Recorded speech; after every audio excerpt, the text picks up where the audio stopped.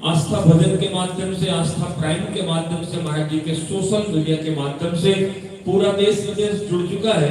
आप सभी भक्तों को वानप्रस्थ परिवार की तरफ से सादर जय सिया राम, जय श्री कृष्ण।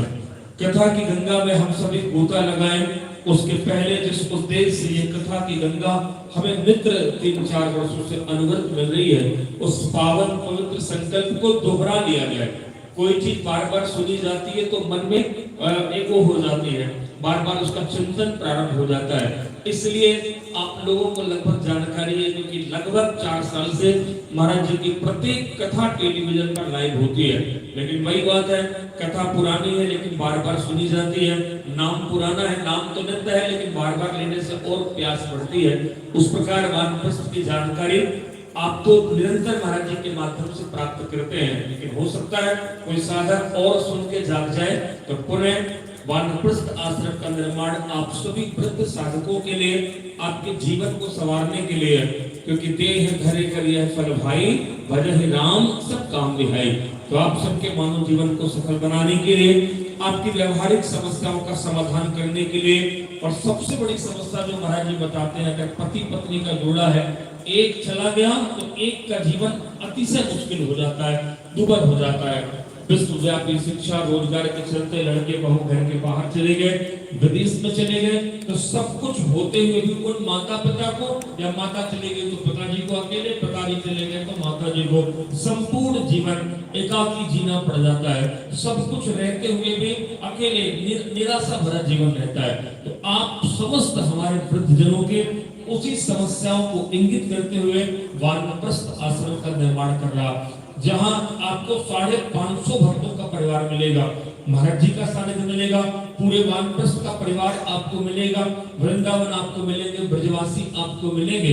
तो जो आपकी निराशा है वो और समाप्त हो जाएगी, एक आनंद सुख का क्षण यहाँ व्यतीत करेंगे।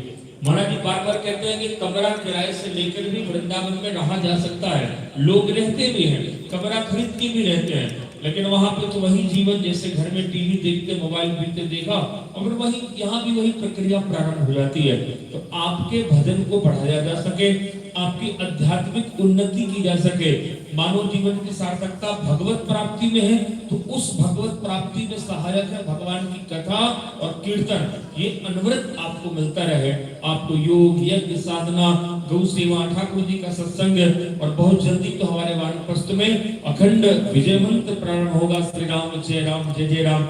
इच्छा होगी तो उस दिन नाम कीर्तन में आप बैठेंगे, कभी गौ सेवा करेंगे, कभी पार्क में आप सेवा करेंगे। तो आपके जीवन का एक एक क्षण का सदुपयोग करती है वानप्रस्थ आश्रम की कुटिया। आपके आवास, निवास, भोजन, चिकित्सा, इनकी संपूर्ण जिम्मेदारियों से मुक्त करती है वानप्रस्थ आश्रम की कुटिया आश्रम।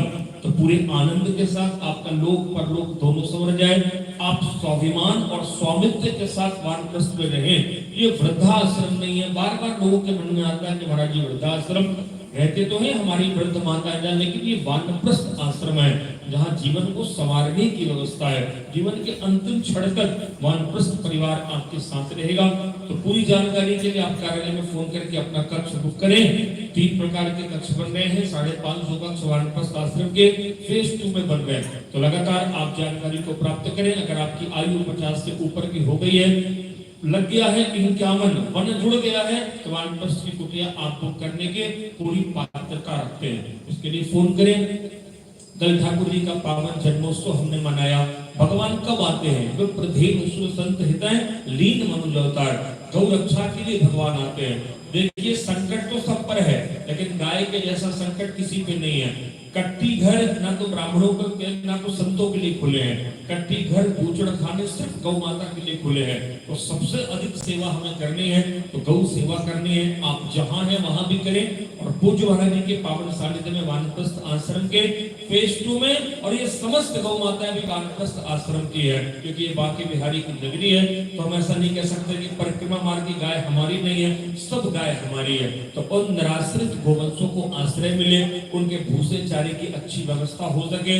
तो आप सब भी गौशाला के लिए एक बड़ी गाड़ी चारे की आती है, छोटी गाड़ी चारे की आती है, भूसे की गाड़ी आती है, और ये प्रत्येक दिन 3 दिन में लगता है चारा और भूसा। आप इसमें सहयोग करें। भगवान ने सामर्थ्य दी है तो आप भूमि दान में सहयोग करें।